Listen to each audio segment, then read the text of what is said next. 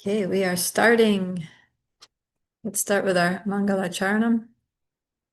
Om Jnana-timirandasya Gyananjana Shalakaya Chakshurum Militan Jena Tasmai Shri Gurave Namaha Shri Chaitanya Manovishtam Stapitam Yena Bhutale Swayam Rupa Kadamayam Dadati Swapadantikam Vandeham Shri Guru Shri Yuta Padakamalam Shri Gurum Vaishnavamscha Shri Rupam Sagrajatam Sahagana Raghunatam Vitam Tam Sajivam Sadvaitam Savadutam Parijana Sahitam Krishna Chaitanya Devam Shri Radha Krishna Padan Sahagana Lalita Shri Vishakam Vitamscha Hey Krishna Karuna Sindhu Dinabandhu Jagatpate Gopesha Gopika Kanta Radha Kanta Namostute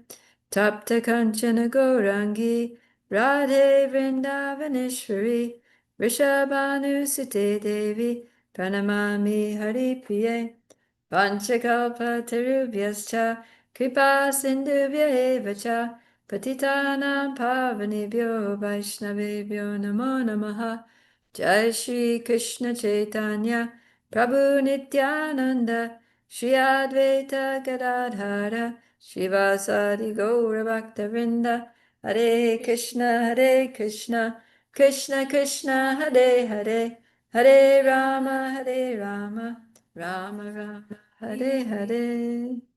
Jai. So welcome to today's class. Today is Tuesday. It's the start of our Bhagavad Gita class week. And so that means we're going to start with a new verse. We did all the ones from chapter 10 that we have to do. So there are a couple from 13 that we could do. Maybe we'll do 1322. Yeah, 1322. So it goes like this. Purusha prakriti stohi punkte prakriti jan gunan karanam guna sangosya sad asat yoni janmasu. Let's do it again. Purusha prakriti stohi punkte prakriti jan gunan karanam guna sangosya sad asat yoni janmasu. So the song for it goes like this. The living entity in material nature thus follows the ways of life, enjoying the three modes of nature. This is due to his association with that material nature. Thus he meets with good and evil among various species. Shall we do it again? Yeah. Okay. So for those who just joined, it's 1322. The living entity in material nature thus follows the ways of life, enjoying the three modes of nature. This is due to his association with that material nature. Thus he meets with good and evil amongst various species. Woo! Okay, so we'll work on that this week. And let's go back to where we left off. Chapter 15, Yoga of the Supreme Person, text 12. So, yeah, we were just talking about how, actually related to this verse that we just said from chapter 13, how the living entities here in this conditional world, even though we're parts and parcels of Krishna, but we're struggling very hard with our six senses, which include the mind. And because due to the way that we live in this world and interact with our senses and the sense objects in this world, we acquire different tastes and preferences and levels of consciousness. And according to all that, when we quit our body, we get another body and a certain set of sense objects. And people who are wise can understand how all this is going on, but people who are ignorant cannot. They have no clue how they got this body, how their activities in the present are shaping their next body, and how to change things. So this knowledge is very important. And so let me just see here. Yeah, so now Krishna is saying that we need to, we basically need to uplift our consciousness. We need to raise our consciousness. We need to understand what's happening here in the material world. And so now Krishna is going to try to clue us in. He's going to try to give us some hints about how we can raise our consciousness. And it starts off by seeing Krishna in the world. So our problem is that we live in this world, but we don't see Krishna in the world. We just see a world full of sense objects. So a non-devotee's view of the world is that everything that I see is a potential sense object, right? They see people and they think, oh, how can I enjoy a relationship with that person? We see things and we think, oh, like you walk into a shopping mall and everything there is just a potential object for you to buy and use for your enjoyment, right? And we'll see driving down the road, you see like some place to eat, someplace to whatever, like movie theaters, bars, all these different, shops, and everything is like, come here and enjoy me, right? And that's how we see the world. But a transcendentalist, a devotee, doesn't see the world that way. A devotee sees everything in the world is just all the non-living objects, inanimate objects are all just paraphernalia to be used in Krishna's service, and all the living beings are souls, eternal service of Krishna, who also need to be reconnected with Krishna and engaged in his service. So everything, everyone, living, non-living, is meant to be engaged in Krishna's service. Whereas the non-devotee sees that everyone, everything, living or non-living, is meant to be engaged in my sense gratification. So it's very different. So Krishna's like, well, if you have the sense gratification view, you're going to just have to take birth again and again.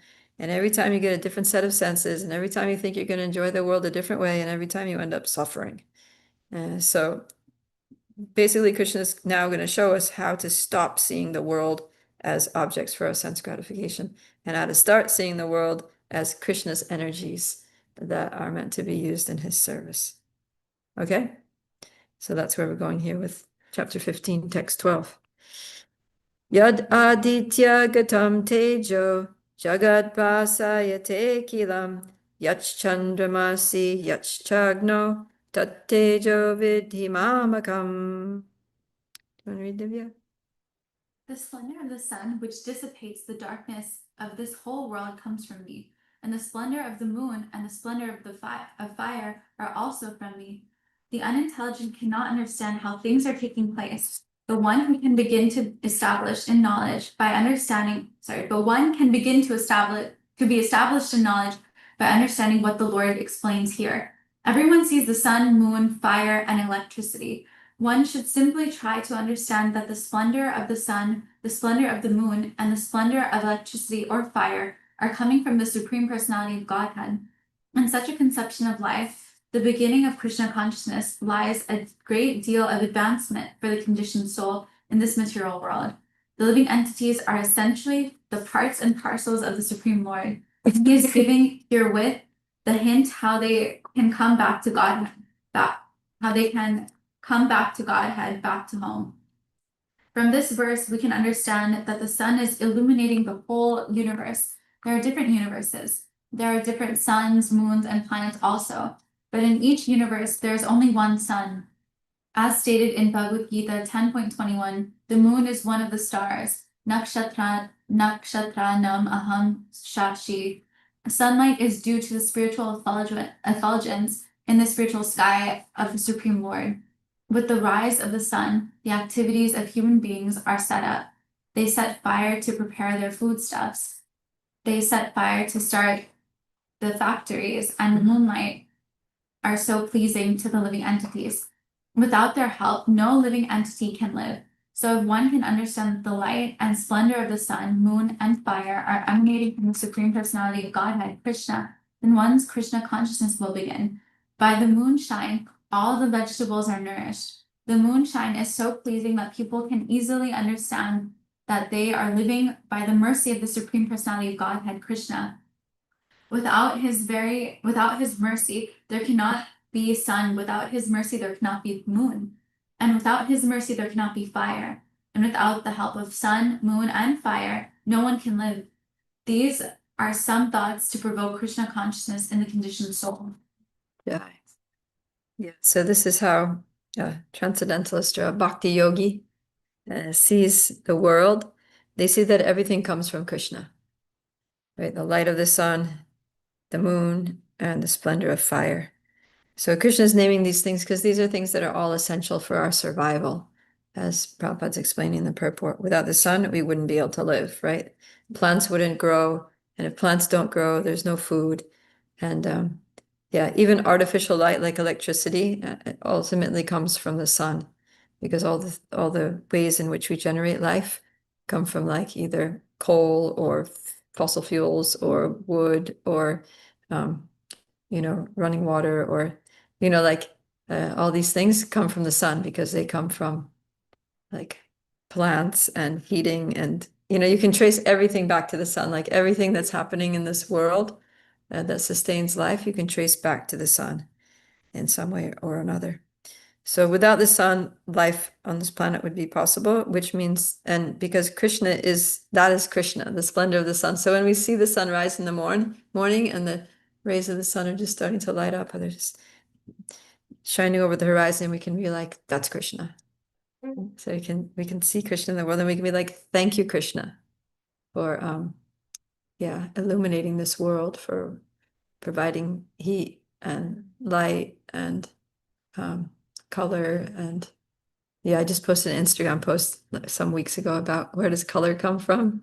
Because I heard a class by Srila Prabhupada, and he was saying that people don't realize that colors come from the sun, because the sun, when we see it, it just looks like white light, right? But actually that white light has all the different like spectrums, wavelengths. So lower wavelengths are red, orange, and then as they get higher, it becomes like green, blue, indigo, like that. So that's why if you see like a rainbow, or you hold up a prism, the sunlight gets split into the different colors. And so different objects in this world just reflect different colors of the sunlight. So they absorb some things and the rest gets reflected. So like, the leaves appear green because they're reflecting green light. Like a car looks red because it's reflecting the red light, it's absorbing the green and the other colors. So like that, and Prabhupada uses this as an analogy to say that we think that we have so many abilities, right? That I have talents, I have intelligence, I have strength, I have, skills. But actually, these are all coming from Krishna, and they're just being reflected in a tiny little way in us. And yet we think, like if a car is thinking, I'm red, and being all proud of being red, but it's actually just reflecting the light of the sun. So in the same way, I'm thinking, I'm smart, I'm strong, I'm, talented, but it's actually just little reflections of Krishna's qualities, right? And that's why he says at the end of chapter 10, he says that all the beautiful, wonderful things in this world are just a spark of my splendor, right? They're just a tiny little reflection of his actual glories. So, yeah, that's the situation. So when we realize how Krishna is the light of the sun and all these things, then Prabhupada says that provokes, these are some thoughts to provoke Krishna consciousness in the conditioned soul. So Krishna's saying this, he's trying to provoke our Krishna consciousness.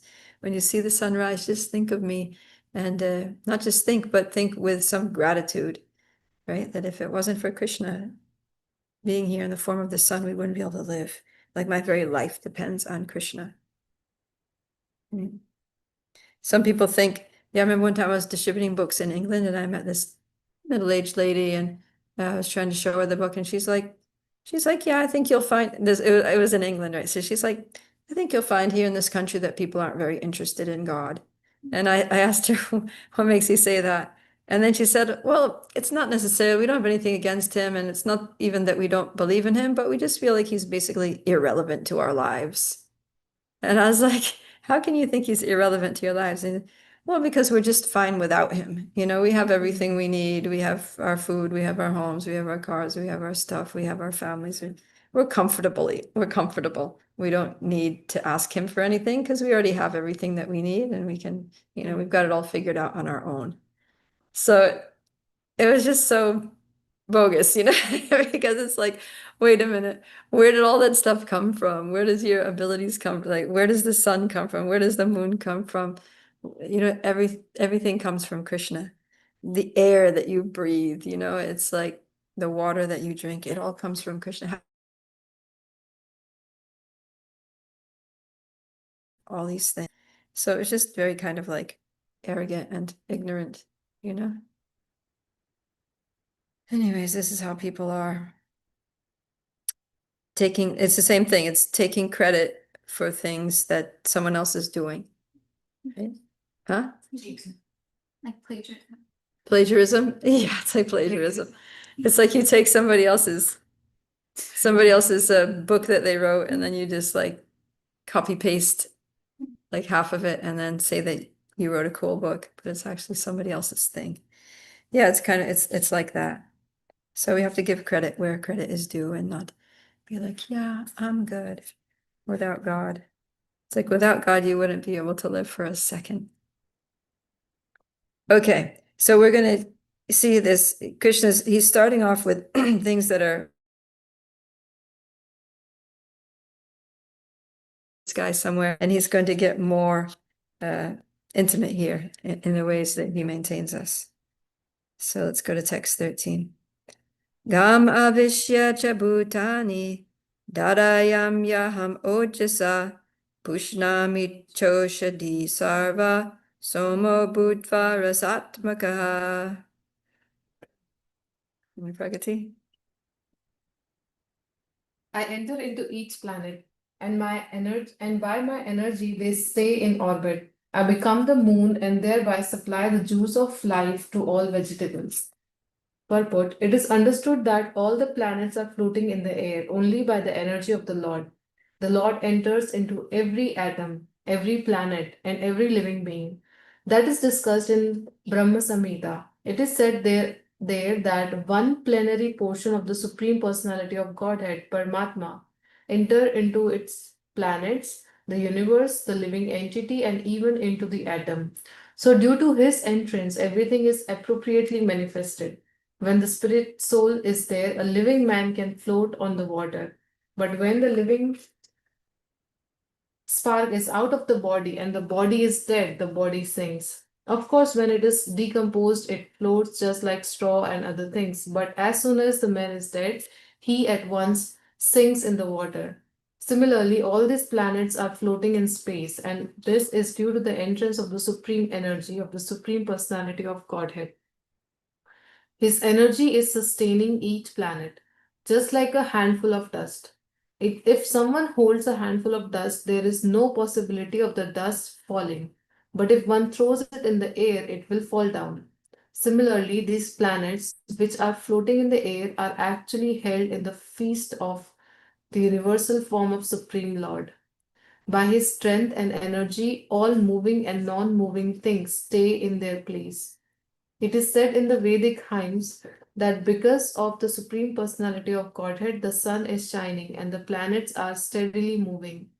Were it not for him, all the planets would scatter like dust in air and perish. Similarly, it is due to the Supreme Personality of Godhead that the moon nourishes all vegetables. Due to the moon's influence, the vegetables become delicious. Without the moonshine, the vegetables can neither grow nor taste succulent. Human society is working, living comfortably, and enjoying food due to the supply from the Supreme Lord.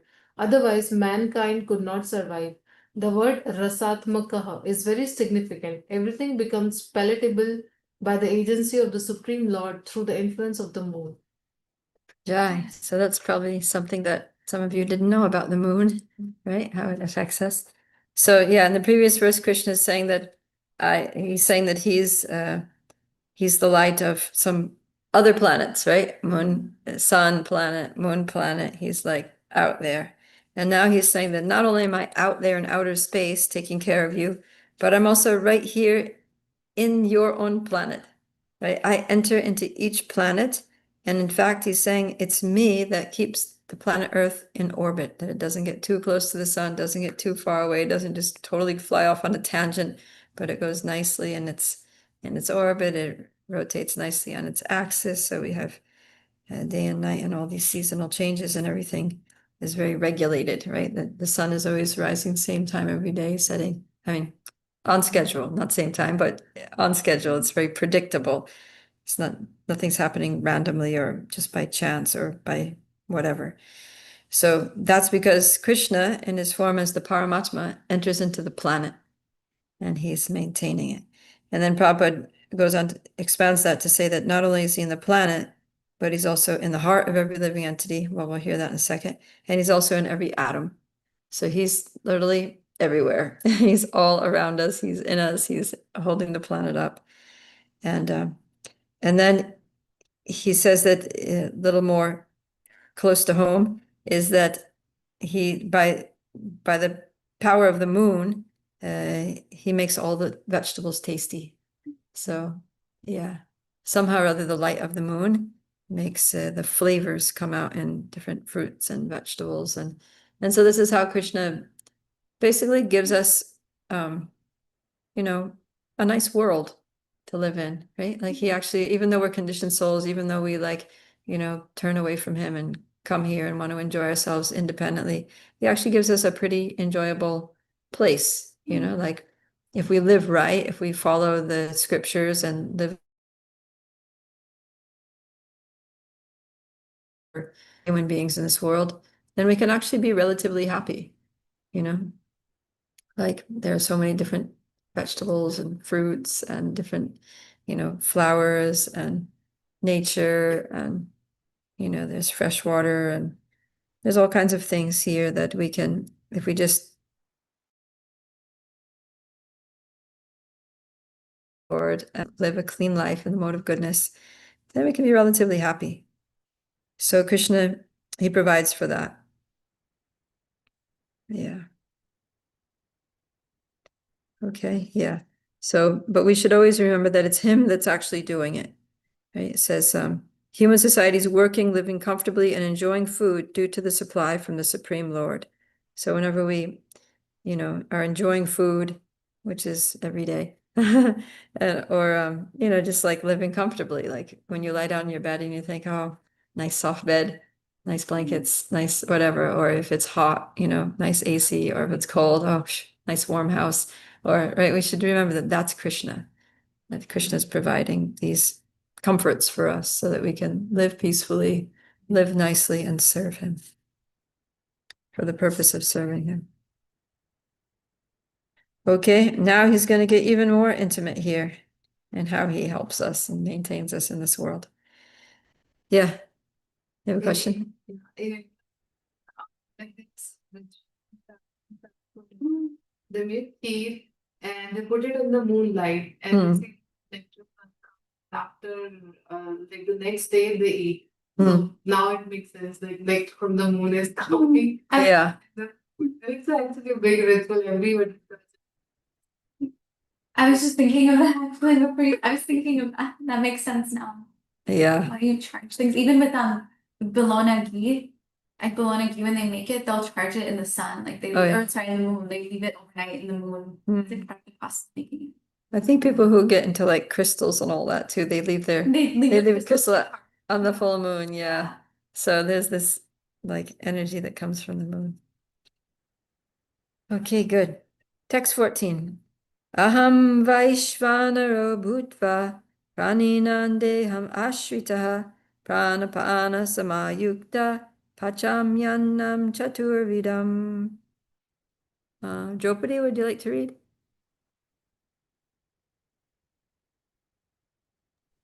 Yeah. Okay, 14, right? Yeah. I am the fire of digestion in the bodies of all living entities, and I join with the air of life, outgoing and incoming, to digest the 4 kinds of foodstuffs. Purport. According to Ayurvedic Shastra, we understand that there is a fire in the stomach which digests all food sent there. When the fire is not blazing, there is no hunger, and when the fire is in order, we become hungry. Sometimes, when the fire is not going nicely, treatment is required. In any case, this fire is representative of the Supreme Personality of Godhead. Vedic mantras, Sanskrit 591, also confirm that the Supreme Lord, or Brahma, is situated in the form of fire within the stomach and is digesting all kinds of foodstuffs. More Sanskrit. Therefore, since he is helping the digestion of all kinds of foodstuffs, the living entity is not independent in the eating process. Unless the Supreme Lord helps him in digesting, there is no possibility of eating. He thus produces and digests foodstuffs, and by his grace we are enjoying life. In the Vedanta Sutra 1-27, this is also confirmed. Sanskrit. The Lord is situated within sound. The Lord is situated within sound and within body, within the air, and even within the stomach as the digestive force. There are 4 kinds of foodstuffs. Some are drunk, some are chewed, some are licked up, and some are sucked. And he is the digestive force of them all.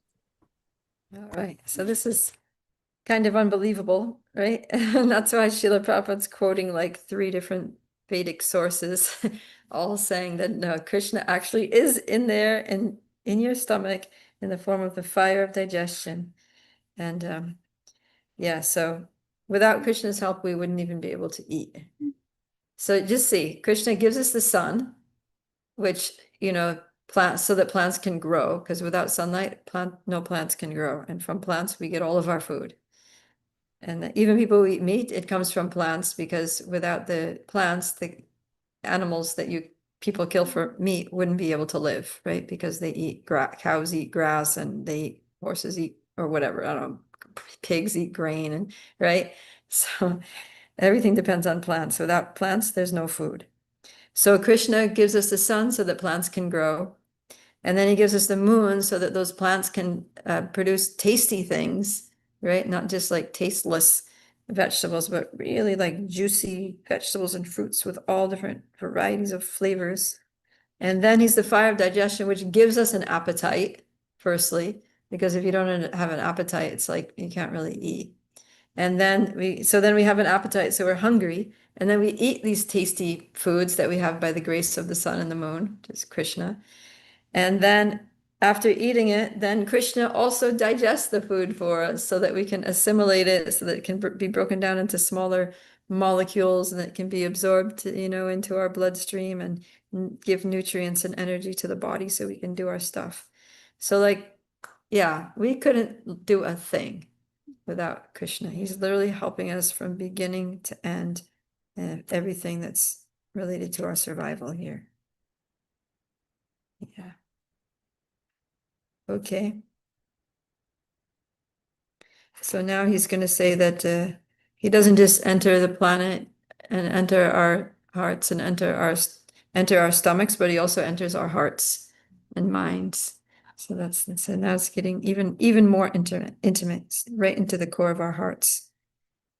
Sarvasya chaham hridhi sannivishto matta smritir jnanam apohanam cha vedaischa sarver aham eva vedyo vedanta krit vedavid eva chaham. Right, who else out there is able to read?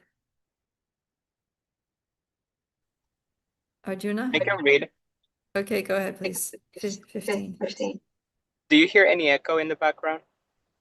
I just heard it now, but I don't hear it when you speak, only when I do. Okay.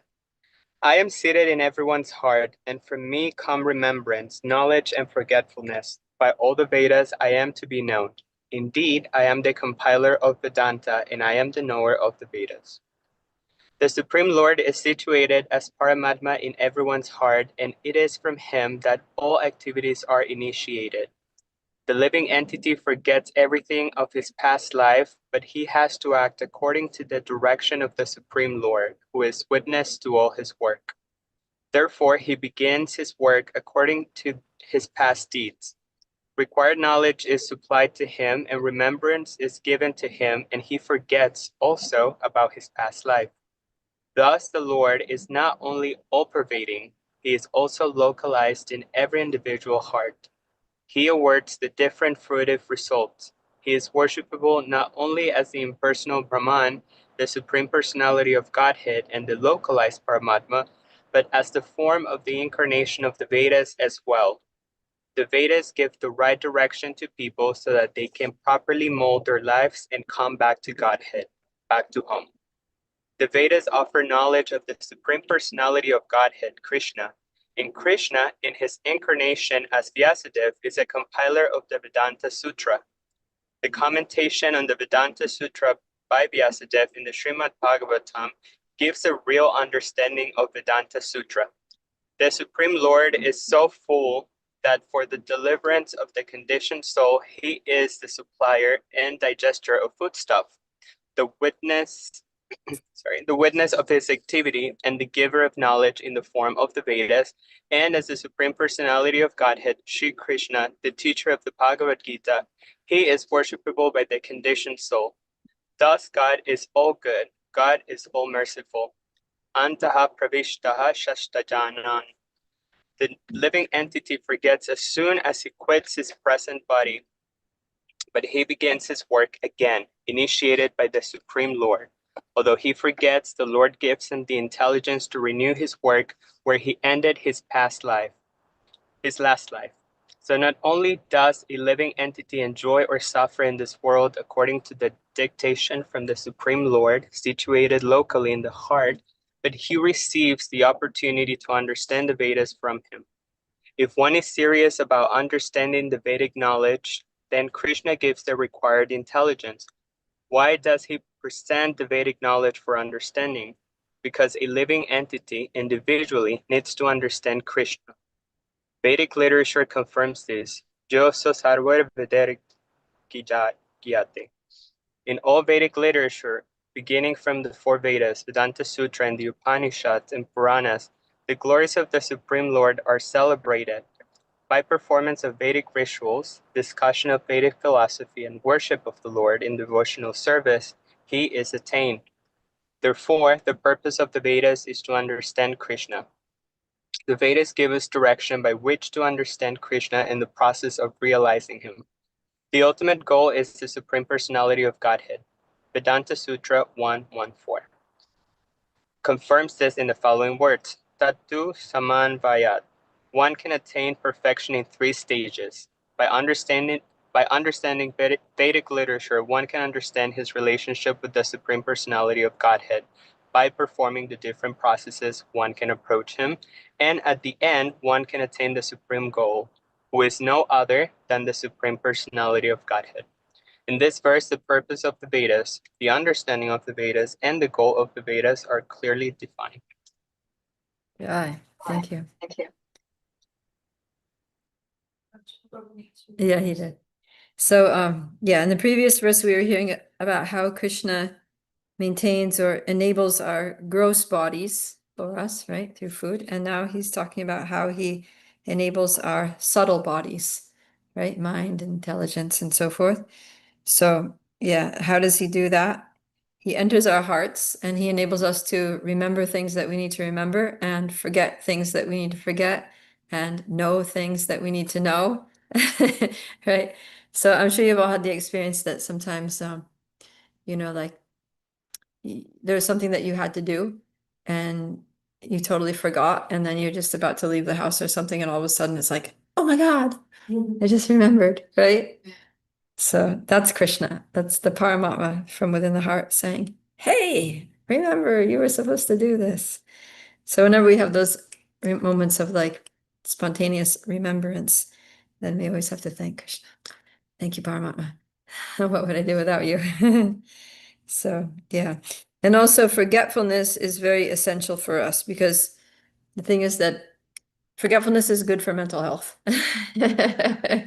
Because we've been in so many lifetimes here in this material world, and we've had so many traumatic experiences. And can you imagine what it would be like if we were fully conscious of like all of our past lifetimes, all of the interactions we had, even as when we were a dog or a hog or a cockroach or a mosquito or whatever, and the things that we did, in that life and all the, imagine like, because for animals, it's very fearful. It's like 1 minute you're walking along eating your lunch, and next minute some animal just goes, like, like some cat pounces on you and just chews you up. It's like, you don't want to remember that.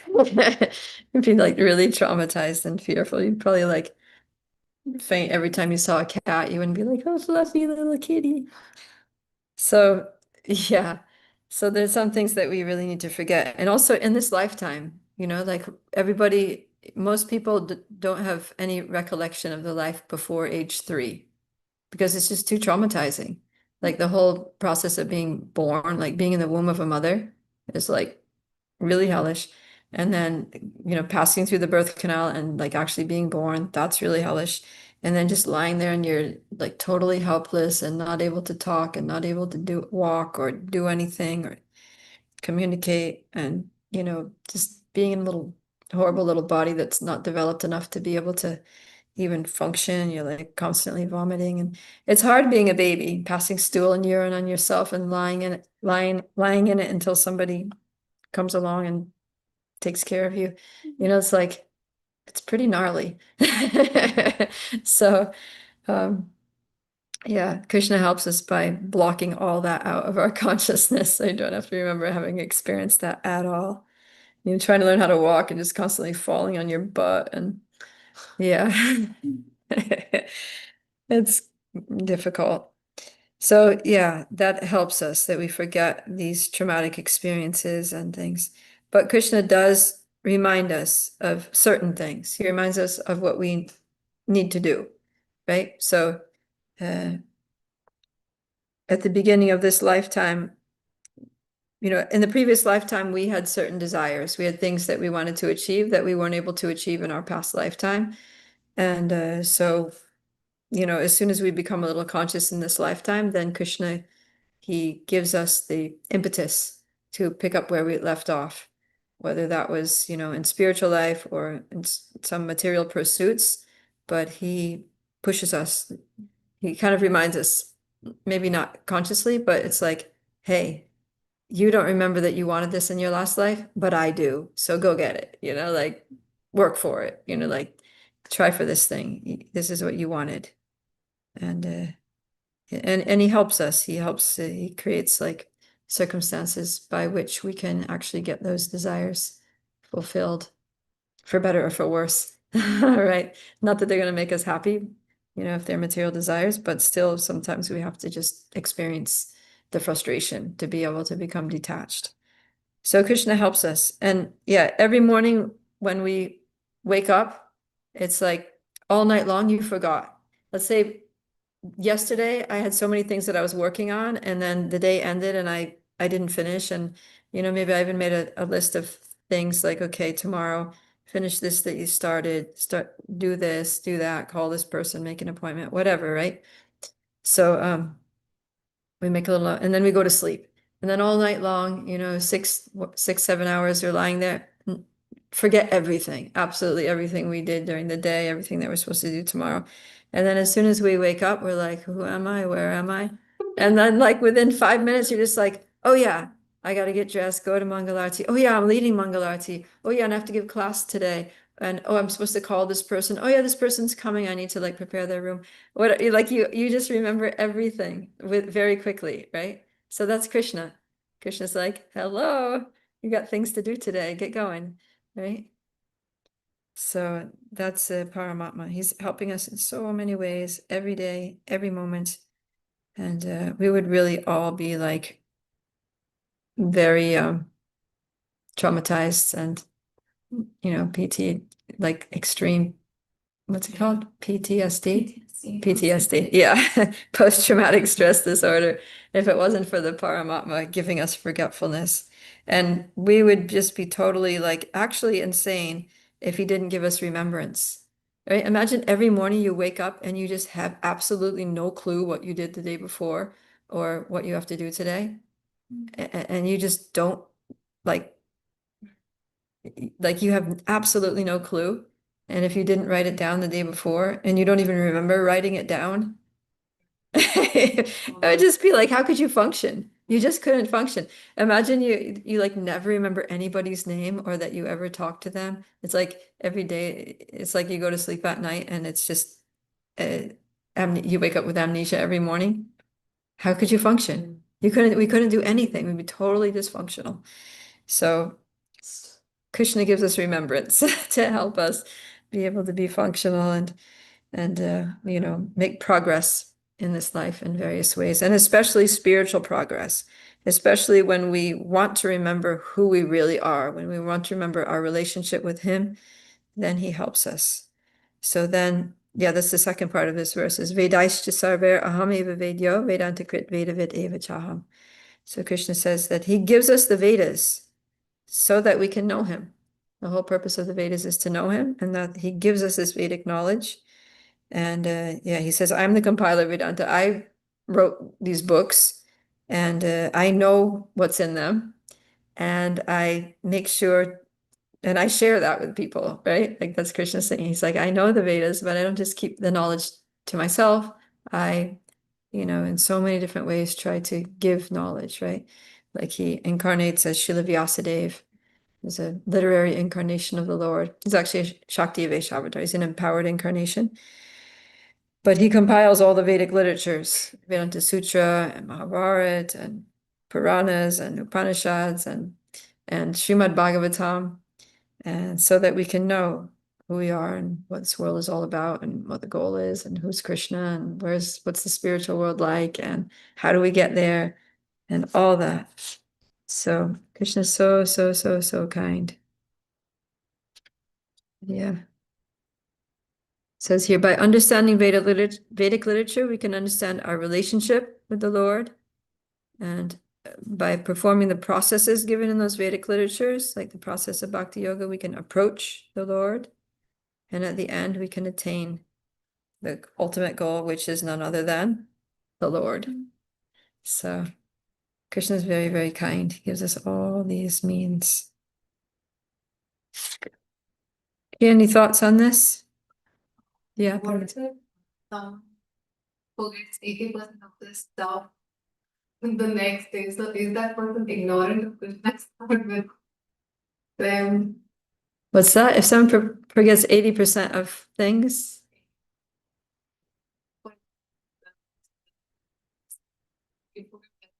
You cannot do some stuff and then you next day forget. you forget what you have to do. Yeah. So what about it? Does that mean they're not very Krishna conscious? Yeah. Or yeah. Okay, so like if Krishna gives remembrance, why do some people have good memories and other people don't? Does it, does it depend on their Krishna consciousness? I think Krishna just gives everyone what they need, you know? I don't think it's that the more Krishna conscious you are, the better memory you have. You know, because there are some people who are not devotees at all and they have like photographic memories.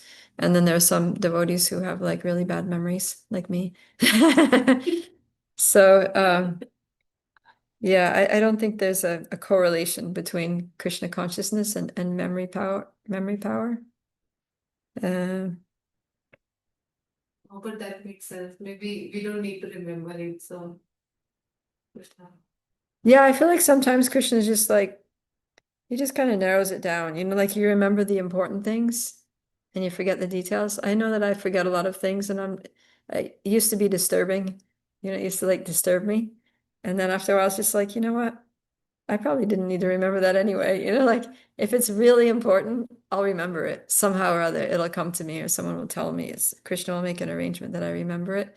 And otherwise, you know, let it go. Because how many things can you hold in your mind anyway? Yeah. I think it kind of works.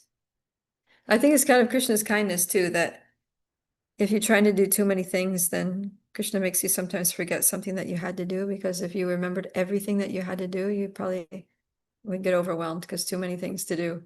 But if you forget like 25% of them, then your day becomes easier.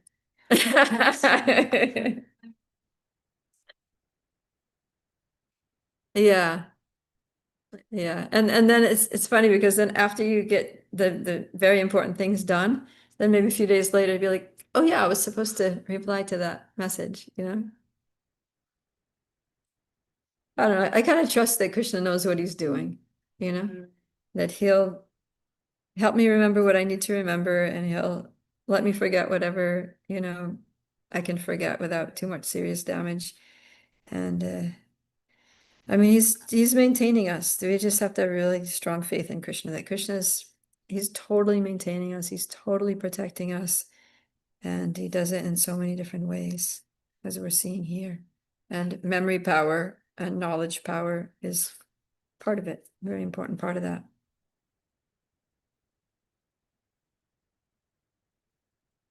Okay, anything else? What do you think, Arjuna, about all this?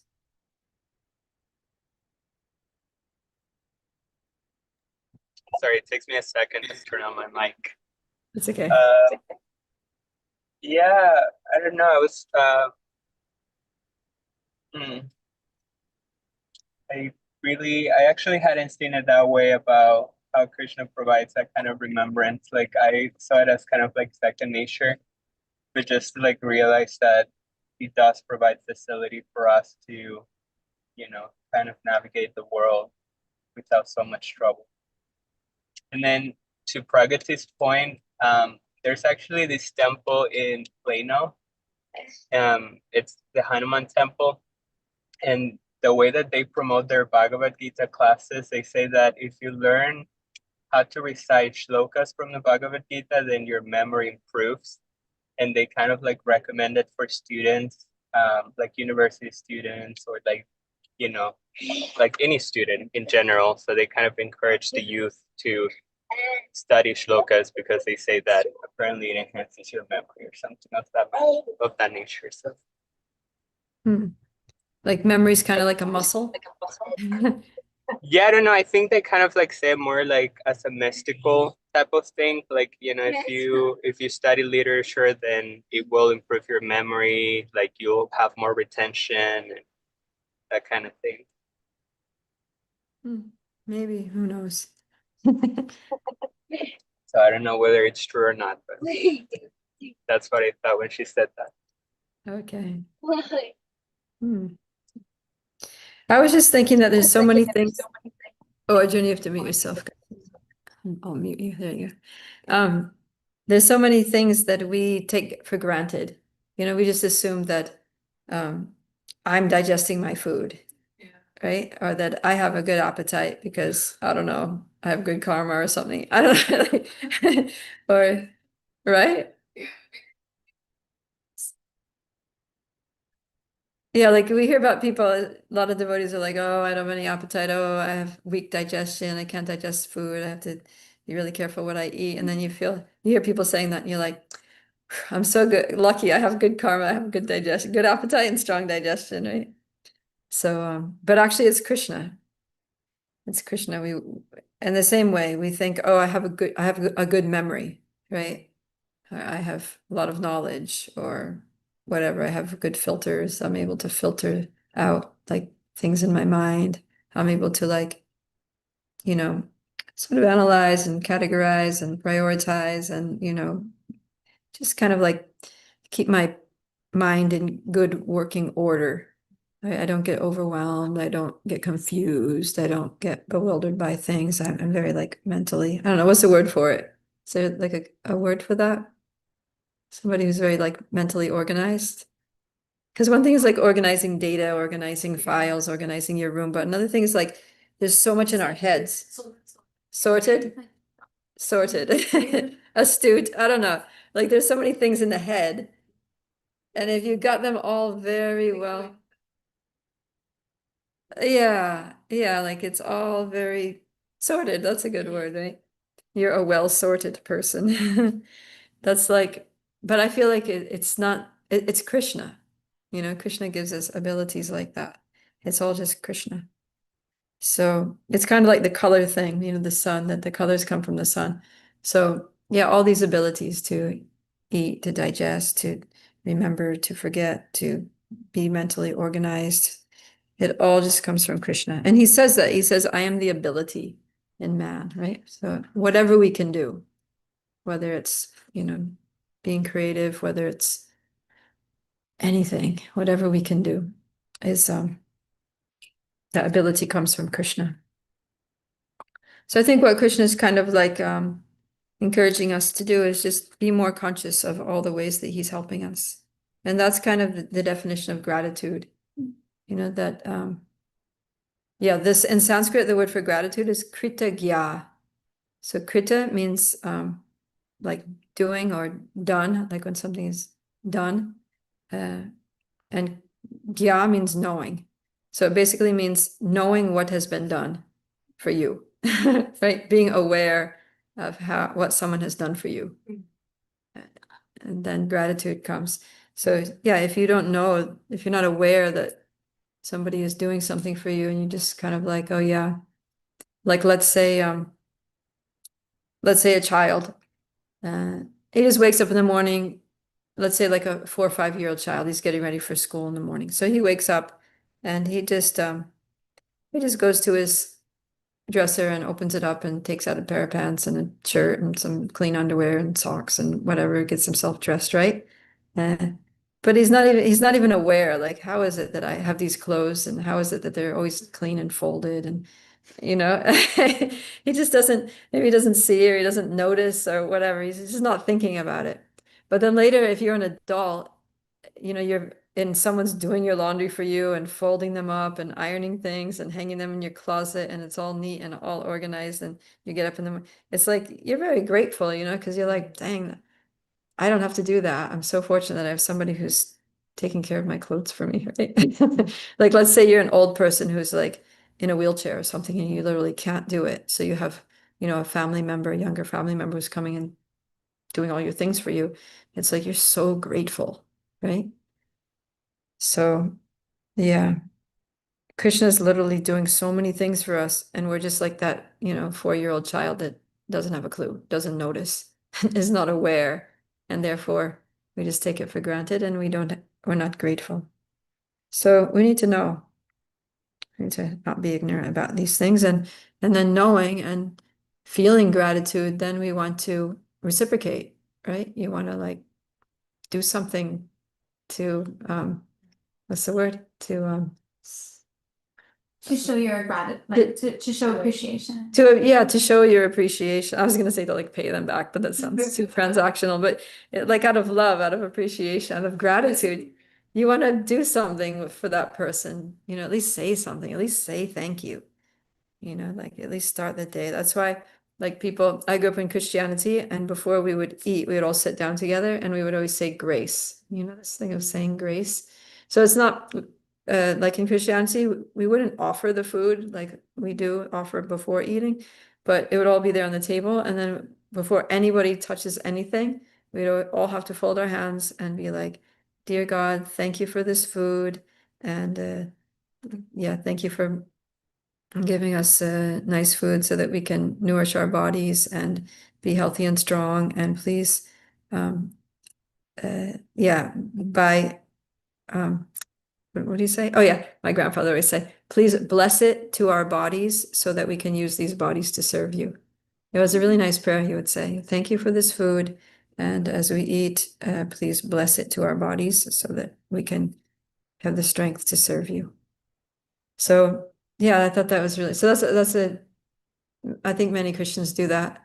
And then devotees, of course, we offer the food to Krishna. And then we also sing, Mahaprasadi Govinde Saravaja. So it's like, thank you for giving us this food because our tongues are totally out of control and but you're so kind that you've given us the remnants of your food, spiritual food, to purify our senses. So we are very grateful to you. So that's kind of like that. But people who just basically go to the supermarket, buy food, jam it in their mouths and eat, it's like ungrateful, right? There's no acknowledgement of what's been done, how that food, of the sunshine, that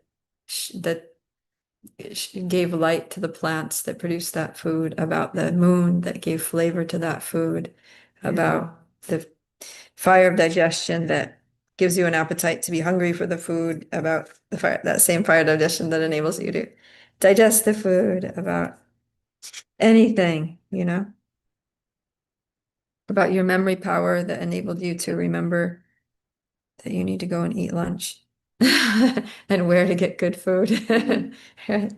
Like sometimes, I don't know, it's kind of uncanny. I'm always like absorbed in my work there, and then for some reason I'll just be like at like 1:45, it's always like, go get prasadam. The restaurant's gonna close.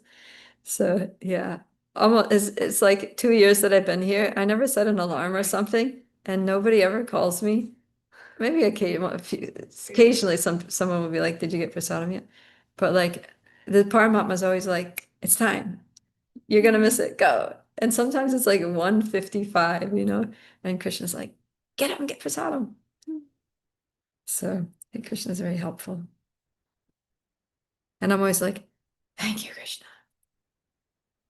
I didn't have to go hungry today." Okay, good. So that was a nice section about how to become more aware of all the ways that Krishna is present in this universe in ways that's specifically related to our maintenance and functioning, and that we wouldn't be able to live without him. Even live without him, physically keep the body alive without him, and what to speak of make spiritual advancement. So this thing about giving us the Vedic knowledge is just taking it to the next level, the spiritual level. Arjuna.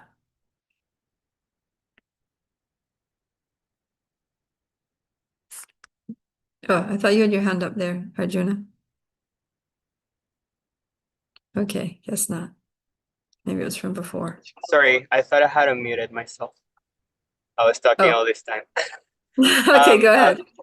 I was gonna say that I appreciated your point on forgetfulness too. I hadn't seen it that way. I also like I'm often concerned about not being able to remember things, but the fact that Krishna, is able to, provide that mercy of allowing us to let go of things, and sometimes even like when you have traumatic experiences, that prompt people to shield oneself or forget certain things, like I hadn't thought of it as, mercy as well, being able to let go of that and not have it present in your life daily.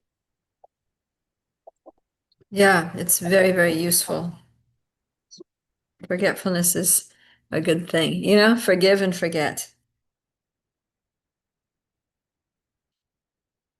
Okay.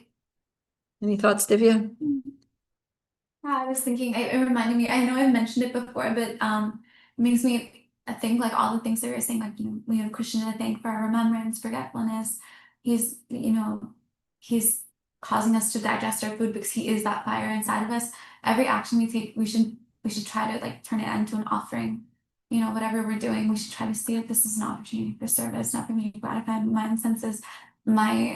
The perfection of my life is to gratify Krishna's senses. So like I know like I mentioned this before, but I really like it because it's important and everyone benefits, I think, from it. But like in yagyas, we throw in ghee. The fire is also Lord Vishnu, and we can throw in ghee as well into whatever prasad we're taking to satisfy the fire instead of trying to satisfy our own, like our own tongues and what we feel like what we're craving. So we can think this is actually Lord Vishnu. And what is he hungry for? Like he always loves ghee, so like ghee, stuff like that. So yeah, or like when like when a mom is like how we should be thinking, like when a mom when someone's pregnant and they really want like a donut or ice cream or something really like bad and horrible, something that's gonna hurt the baby or like affect them.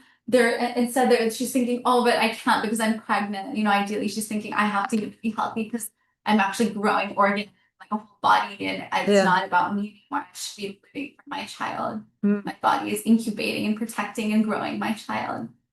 So that way we can be like, oh, we're kind of like not pregnant with Lord Krishna. So we don't want to if Krishna's down there as the fire digester, we don't want to throw a lot of junk food on his head. Make it sound easier. That's true. Nice. Okay. Yeah. We are just the reflecting the spark of Krishna.